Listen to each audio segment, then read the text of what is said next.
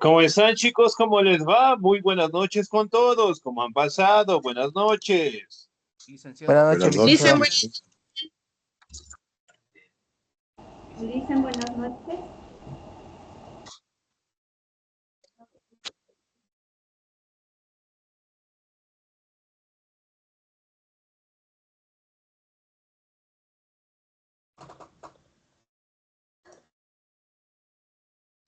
¿Cómo están, chicos? ¿Cómo les va? Un gustazo saludarles, esperando pues se encuentren muy bien. No se olvidará, por favor, revisar la plataforma, revisar las actividades. De igual manera, no se olvide, por favor, tratar de presentar los documentos, actas, certificados. Recordemos que ya estamos en tercero y el proceso es muy rápido, ¿no? Así que, por favor, no se olvide revisar las tareas en la plataforma, revisar los documentos, ¿sí? Y tratar de estar al día en las pensiones correspondientes, ¿ok?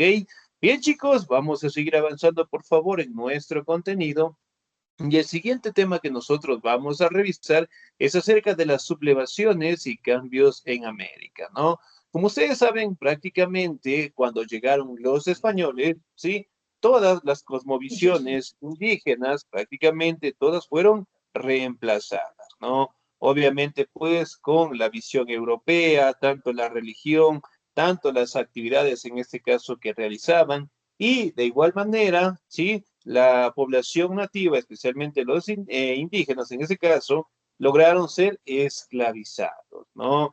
Y directamente fueron maltratados, fueron violados, fueron asesinados y tratados de la peor manera, ¿no? Lo que permitió prácticamente de que los españoles lograran asentarse de la mejor manera, ¿no?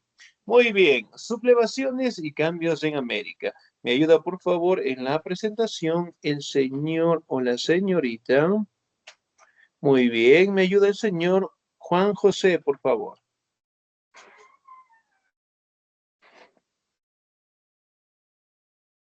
Dicen buenas noches. Buenas noches. Me espera un ratito, por favor, que me están saliendo unos Ya. anuncios. Listo, muy bien. Pasiones.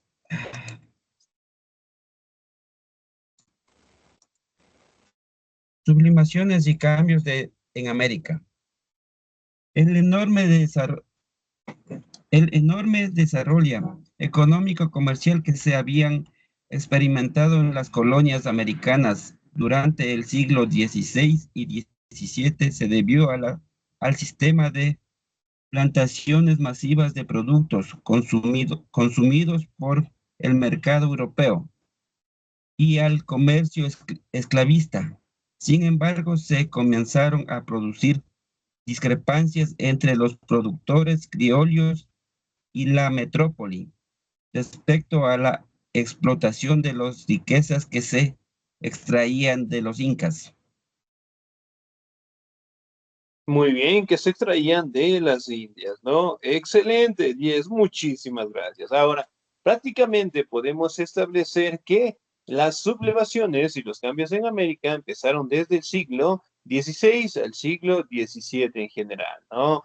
Lo que directamente podemos establecer que en estos territorios empezaron a tener lo que es un control o una metrópoli prácticamente, ¿no? Ciudades en donde tenían el control y además de eso explotaban los recursos, ¿no?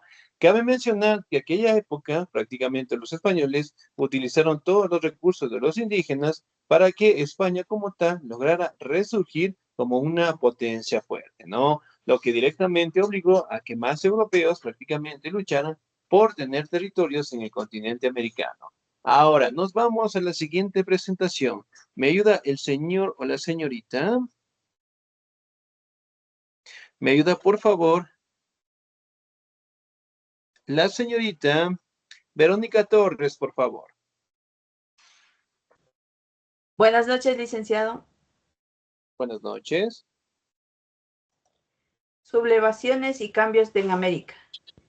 Las desavenencias se agudizaron en el siglo XVIII, por lo que la nueva dinastía borbónica, más centralista que la de los Austrias, pero dotada de una playa de los consejeros ilustrados, emprendió una serie de reformas para neutralizar las manifestaciones más virulentas del antagonismo latente entre criollos y peninsulares.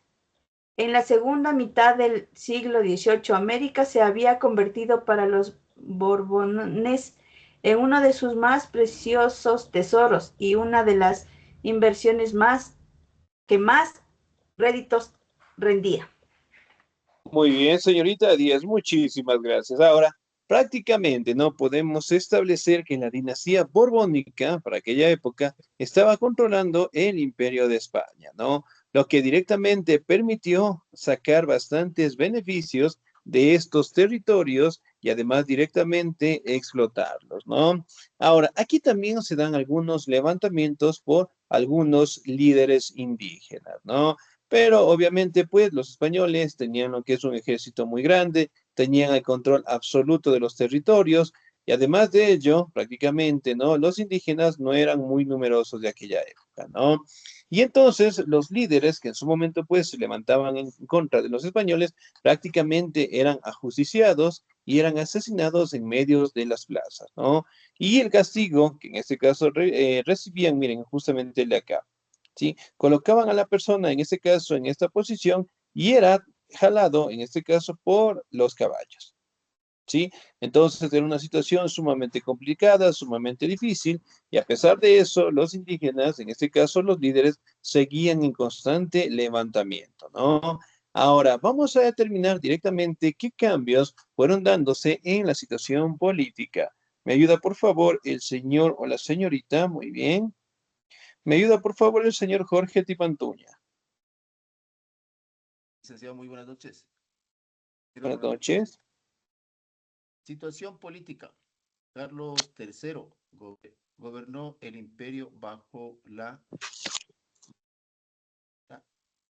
égida del despotismo, ilustrado ideal político de la ilustración del siglo XVIII. Preocupado por Del siglo XVIII, muy bien.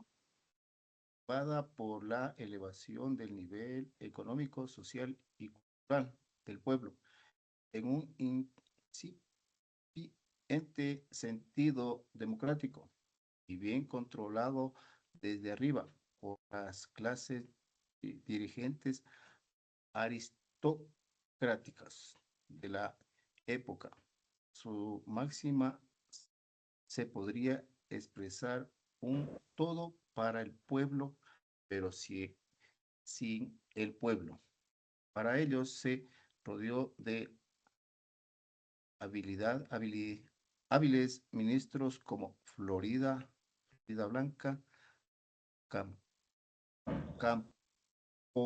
Campomanes y el conde de Aranda, quienes enviaron antes las señales de alarma que se percibía en América.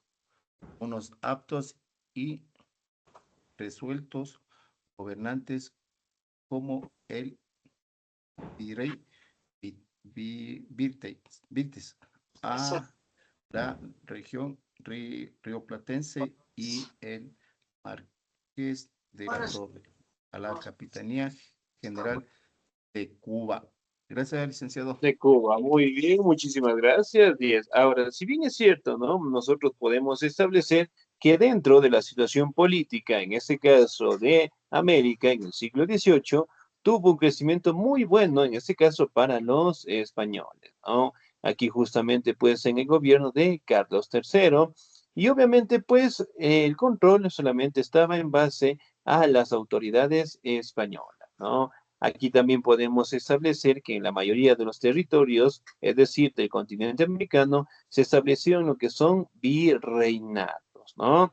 Y en ese territorio y en esa administración se encontraba lo que es el virrey. Y el virrey prácticamente era la máxima autoridad que existía por parte de los españoles en el continente americano, ¿no? Lo que permitió directamente establecer algunas virreinatos dentro del continente americano y también establecer otros parámetros administrativos como los virreinatos, ¿no? Ahora nos vamos a la situación económica. Muy bien, me ayuda por favor el señor Jorge Guillermo.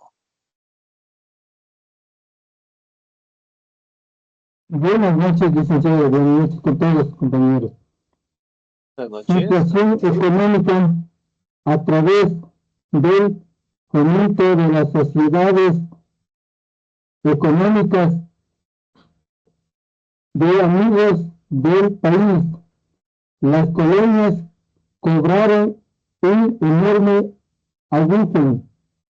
Sus arquitectos llevaron a cabo, al igual que en la península, los nuevos trazados de las ciudades americanas importantes, a las que dotaron de anchas avenidas ajardinadas, se proporcionó al comercio cada vez más próspero un reglamento que permitía los intercambios con todos los puertos de España y sus colonias, aunque no con los de otros países. Muy Gracias, bien, licenciado. señor Diez, muchísimas gracias, Diez. Ahora, la situación económica, ¿no? Prácticamente fue de que crearon lo que son algunos departamentos administrativos y sociedades, ¿no? Una de las cuales las sociedades económicas, amigos del país que se le conocían y que prácticamente daban lo que es un mejor comercio, ¿no? Entre, en este caso, los europeos. Ahora, si bien es cierto, dentro de la situación social también existieron nuevos cambios, ¿no? Aquí directamente los españoles como tal fueron la clase social más determinante, más privilegiada y ocupaban pues los cargos más altos, ¿no? Mientras que los indígenas como tal fueron esclavizados y de igual manera pues los afrodescendientes, ¿no? Aquí también aparece lo que es una mezcla de razas, eventualmente con los españoles, ¿no? Por ejemplo, de la unión de un hombre español y una mujer indígena, ¿qué raza sale? ¿O cuál es la que se manifiesta?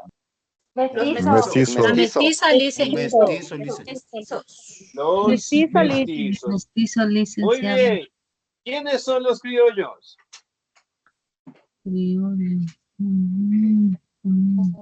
Los indígenas. Los Ya, hijos casi, españoles casi. nacidos en América. Muy bien, excelente. Los hijos de los españoles nacidos en el continente americano, ¿no? Ahora, entonces, miren, prácticamente las clases sociales estaban sumamente determinadas y empezaron a aparecer lo que son más razas. Además de ello, la explotación hacia los indígenas era de las peores maneras, ¿no? Las encomiendas, trabajos en haciendas, con, en este caso, representaciones administrativas de los españoles. Aquí hablamos directamente también del beneficio que tenía, pues, la iglesia en su momento, ¿no? Aquí también hablamos un poco de los criollos, también llamados despectivamente gachupines, ¿sí? Y que obviamente reflejaban, en este caso, la enemistad que existía entre los criollos y los españoles como tal, ¿no? También prácticamente se ejercieron normativas para que no existieran matrimonios entre los indígenas, entre los afrodescendientes y solamente entre la élite, ¿no?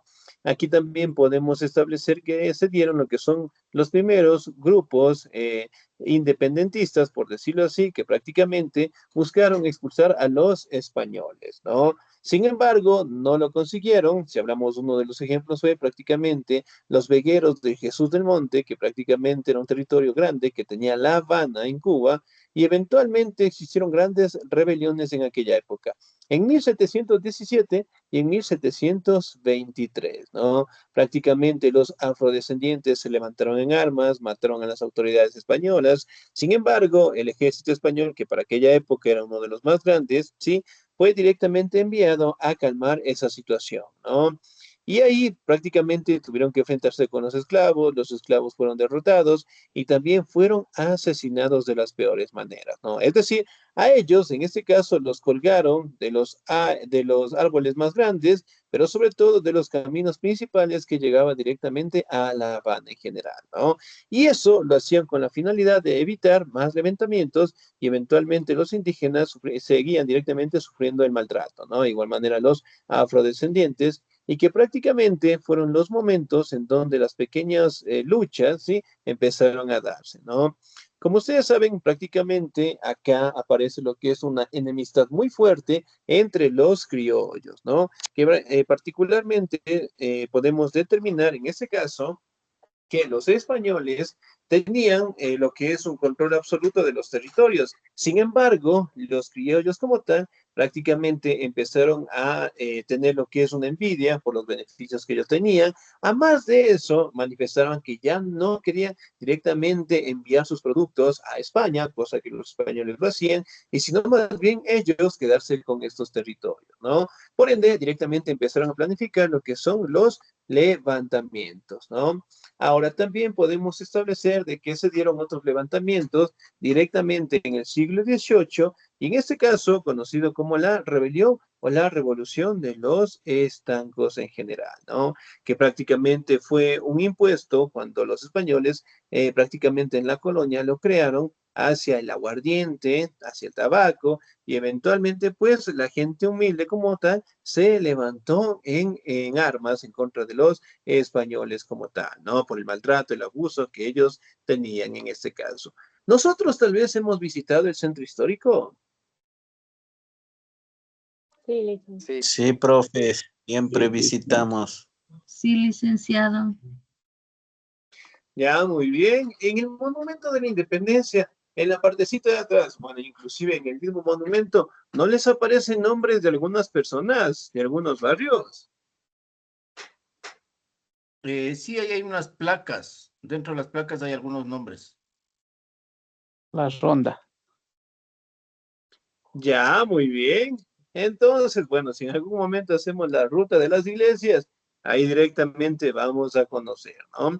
Dentro, en este caso, de lo que es el centro histórico, en este caso directamente podemos observar la imagen de la independencia. Además de eso, encontramos lo que son pequeñas placas en donde nos hablan de algunos personajes y de algunos barrios en general, ¿no? Esa placa o esas escrituras prácticamente conmemora lo que es el escenario de rebelión, ¿sí? De los barrios y de los personajes quiteños que se levantaron en contra de los españoles, ¿no? Hablando más o menos en los primeros días de mayo de 1765, cuando prácticamente se quiso aplicar lo que se conoce como la cédula real, un impuesto a estos productos, y la población como tal se levantaron en armas, ¿no? Aquí directamente estaban panfletos en cada esquina, estableciendo lo que son sonidos con ollas, en donde prácticamente hacían frente a las autoridades españolas, ¿no? Que poco a poco fueron perdiendo lo que son poder dentro de su organización, ¿no? Y aquí aparecen también algunos levantamientos, uno de los cuales también se recuerda a grandes personajes indígenas que de cierta manera buscaron obtener la independencia. Sin embargo, los españoles también los derrotaron, ¿no? Hemos escuchado tal vez Tupac Amaru, Tupac Katari, tal vez.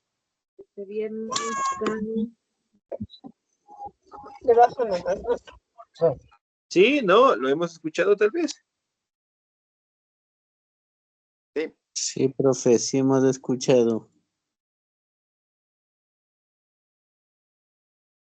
Ya, muy bien, excelente. Aquí también podemos determinar, ¿no? Directamente, no se olvide por favor colocar los audios en silencio, ¿no? Muy bien. Tupac Amaru, Tupac Katari, que prácticamente fueron grandes líderes indígenas que en su momento también buscaron obtener lo que es la independencia, ¿no? Situación directamente que no la pudieron concluir y también terminaron asesinados, ¿no?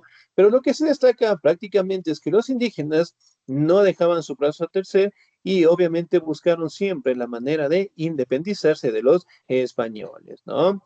Ahora, dentro de las formas que tenían los españoles para organizar lo que es el territorio de América, prácticamente lo hicieron con algunos departamentos, ¿no?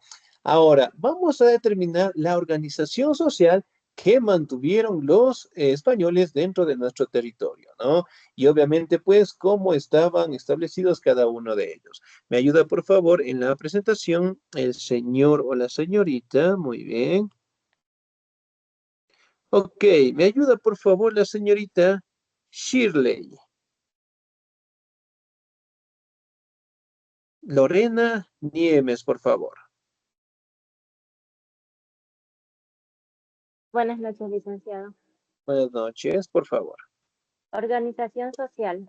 Se caracterizó por una marcada división de clases sociales. Los españoles adoptaron el papel de grupo dominante, colocando a los indígenas en el grupo dominando. En la colonia existían las siguientes clases sociales: los españoles, los nacidos en Europa y conocidos como peninsulares o chapetones, ocuparon un lugar superior al de los hijos de los españoles nacidos en América. Gracias, Licen. Muy bien, excelente, 10. Muchísimas gracias. Ahora, dentro de la organización social, ¿no? Los españoles que prácticamente eran personas nacidas dentro del territorio de España y que también los criollos los llamaban despectivamente como gachupines, ¿no? Aquí también podemos establecer de que los hijos de los españoles prácticamente nacidos en el continente americano tenían pues un significado, una denominación como los criollos. Ahora, hijos de españoles nacidos en América, pero no todos estaban en la misma situación, puesto que existían grandes diferencias en torno al prestigio, a la fortuna y al prestigio social. En los siglos XVI y XVII, los encomenderos formaron un grupo social más rico y prestigioso, pues controlaban a los nativos y a sus tierras. Posteriormente, los hacendados ocuparon su lugar. En este elevado social también se encontraron religiosos y altos funcionarios, grandes comerciantes y mineros. Ahora, si bien es cierto, aquí podemos determinar que los criollos como tal prácticamente eran hijos de los españoles, ¿no? Nacidos en el continente americano. Además, en este grupo podían estar lo que son algunos grupos religiosos, además de ellos directamente comerciantes y artesanos que tenían grandes propiedades, ¿no? Es decir, prácticamente después de los españoles, la élite más grande que tenían eran los criollos, ¿no? Otro grupo más abajo que teníamos prácticamente eran los mestizos. Los mestizos, perdón, directamente que nacieron de la unión de los españoles con los indígenas como tal, ¿no?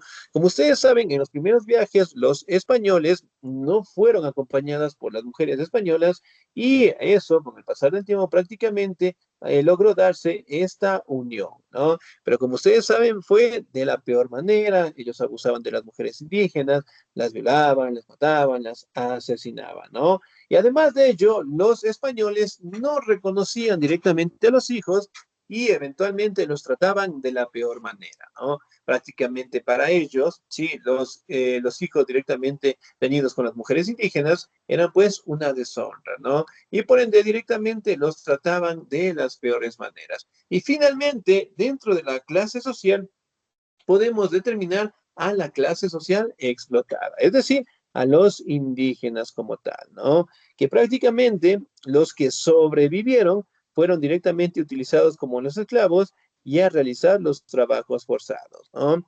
En su momento, cuando la población indígena empezó directamente a escasear, obviamente por los maltratos, las muertes y las enfermedades, los españoles prácticamente empezaron a comercializar lo que son afrodescendientes, ¿no? Es decir, con esclavos que prácticamente los portugueses estaban directamente ofreciendo algunos territorios en algunos países, ¿no? Y tanto los afrodescendientes como los indígenas empezaron a ser utilizados para los peores trabajos, ¿no? Ahora, de aquí también se da lo que son el nacimiento de algunas uniones. Los ambos eran hijos de españoles y negras. Los mulatos eran hijos de indígenas y los negros constituían una ínfima minoría, es decir, pequeña, ¿no? Pero miren, empezaron a darse lo que son las clases sociales y sobre todo directamente lo que se conoce como la élite en general. Es decir, los españoles prácticamente a la cabeza y en la base fundamental, la explotación, ¿no? Ahora, nos vamos directamente a la estructura política durante el siglo XVI. ¿Ok? Vamos, me ayuda por favor en la presentación el señor o la señorita. Muy bien. Hermelinda, por favor. Buenas noches, licenciado. Dice estructura política. Durante el siglo XVI, perdón, la corona controló América a través de adelantados y gobernadores sujetos a fiscalización y disciplina, y a través de los visitadores del Consejo de Indias.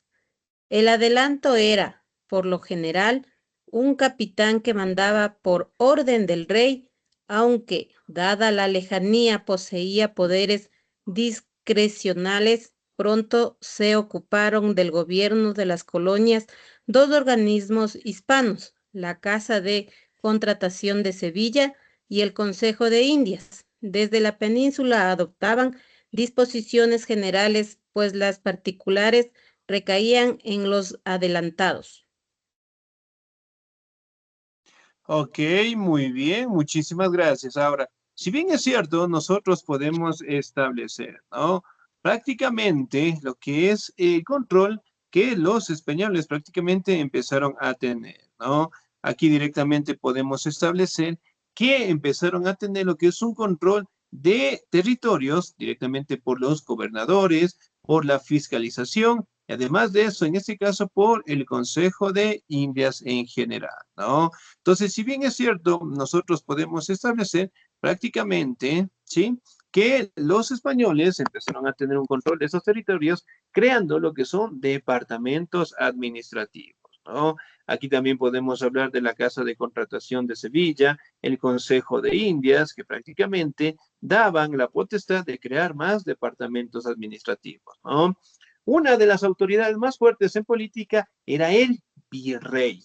Y el primer virrey que se establece fue Diego Colón, que prácticamente fue el hijo del almirante Cristóbal Colón y que obviamente en su momento, en 1526, prácticamente se convirtió en autoridad, ¿no? Entonces, si bien es cierto, el virrey como tal funcionaba el cargo de rey en algunas ocasiones, ¿no? Podían faltar los demás departamentos administrativos, pero el virrey directamente se encontraba de controlar estos territorios, ¿no? Además de eso, podemos establecer que en el continente americano existieron algunos virreinatos. El primero, el virreinato de la Nueva España, en donde prácticamente podemos encontrar territorios de los cuales estaban, ¿no? México, el norte de Guatemala, el oeste de Estados Unidos, y que prácticamente eran divididas en provincias e intendencias, ¿no? Entonces, si bien es cierto, aquí podemos determinar prácticamente, ¿no?, que el control era sumamente grande, ¿no?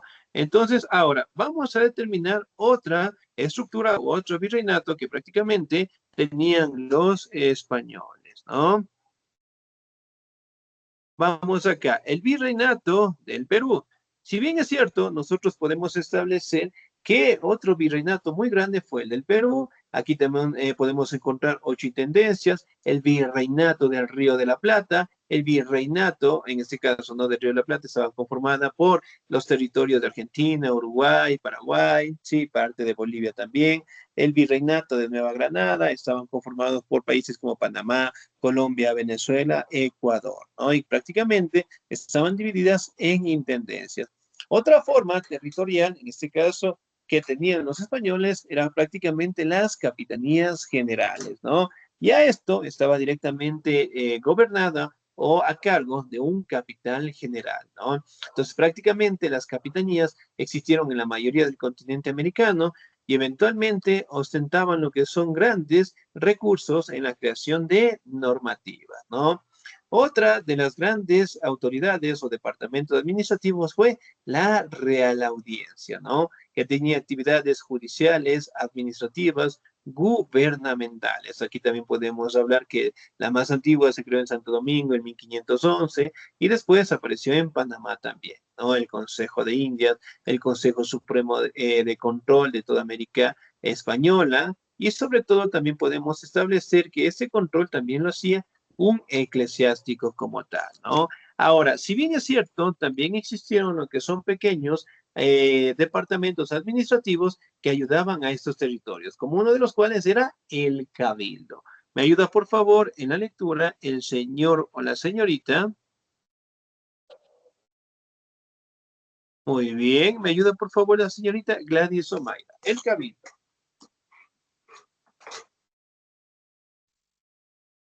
Buenas noches, licenciado. Buenas noches con todos. El cabildo. El cabildo o consejo la constituían los vecinos más influyentes y adinerados de la localidad, pero con el tiempo los cargos pasaron de representativos a subastados y a adjudicados al mejor postor. Los regidores funcionarios que debían ser elegidos por votación no pudieron desenvolverse satisfactoriamente hasta después de la independencia. Las reuniones de los cabildos podían adoptar el carácter de cerradas o abiertas. En estas últimas se abordaban temas de importancia y a ellas acudía todo el pueblo de la villa y zonas colindantes. En estos cabildos abiertos se tomaban las decisiones populares, pues ellos votaban todos los participantes. En los cerrados se trataban los asuntos menores y cotidianos, carentes de repercusión general. Gracias.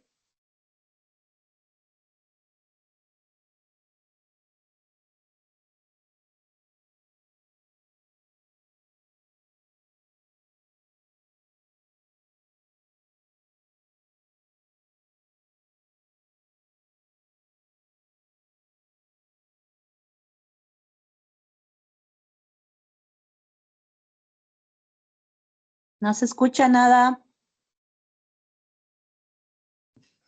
Profe, le apagaron su audio. ¿Qué pasó? Pero a ¿Me mí sí me escuchan ahí, escucharon, por favor? ¿Me compañeros. confirman? ¿Me Ahorita escuchan ahí, por favor? Sí, Omi, sí creo se que te ahí Sí, escuchó. dicen.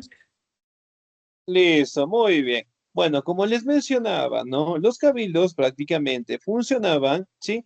Como lo que son departamentos administrativos que tenemos en el barrio. Tenemos, por ejemplo, en nuestros barrios, tenemos un presidente. Y Sí, licenciado. Sí, Sí, licenciado. Sí, tenemos muy una bien. directiva barrial. Excelente, tenemos lo que es un presidente, vicepresidente, vocales, consejo, tesorero, bueno, algunas autoridades Tiene que nos bonitas. ayudan, ¿no?